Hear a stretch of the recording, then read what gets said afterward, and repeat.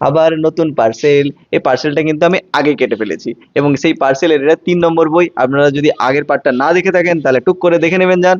এই বইটি কিন্তু বইমেলাতে ভালোই সাড়া ফেলেছিল এবং ভালোই জনপ্রিয়তা লাভ করেছে। এবং কেন এত জনপ্রিয় সেটা তো আমাকে দেখতেই হবে। তাহলে বইটির নাম হচ্ছে সৌরবাড্ডর লেখা 'স্বয়ম্ভু'। তাহলে বইটির বিষয় কি? এই বইটিতে কি, কি পাবেন? চলুন একে, একে সেসব নিয়ে কথা বলা যাক। দেখুন একদম সোজা এবং পাতি কথায় বলি। আপনি এর আগে অনেক তন্ত্র বা তান্ত্রিকের কথা বা গল্প বই পড়েছেন। আমি আমার চ্যানেলেই অনেকগুলো তান্ত্রিক বা তন্ত্রের বইয়ের রিভিউ করেছি। তো এই বইটিতে আলাদা কি? এই বইটিতে তান্ত্রিক যিনি রয়েছেন তিনি একটু মডার্ন টাইপের, মানে আমাদের জেনজি টাইপের। যেমন তান্ত্রিক কথাটা শুনলেই আপনার মাথাতে যেমন একটা রূপ দেখা মানে মাথায় আসে, কল্পনায় আসে, তেমন কিন্তু উনি নন। মানে যিনি তান্ত্রিক উনি কিন্তু পেশায় ইঞ্জিনিয়ার। আর আমরা জানি ইঞ্জিনিয়াররা সবকিছুই পারে। এই বইটিতে আপনি ৫ খানা গল্প পাবেন এবং এই ৫ টি গল্পতেই কোনো ভূত, প্রেত বা খারাপ শক্তির বিরুদ্ধে লড়াই হবে এবং এই ৫ খানা গল্পের মধ্যে আমি ১ম গল্পটা কিন্তু গোগ্রাসে গিলে ফেলেছি।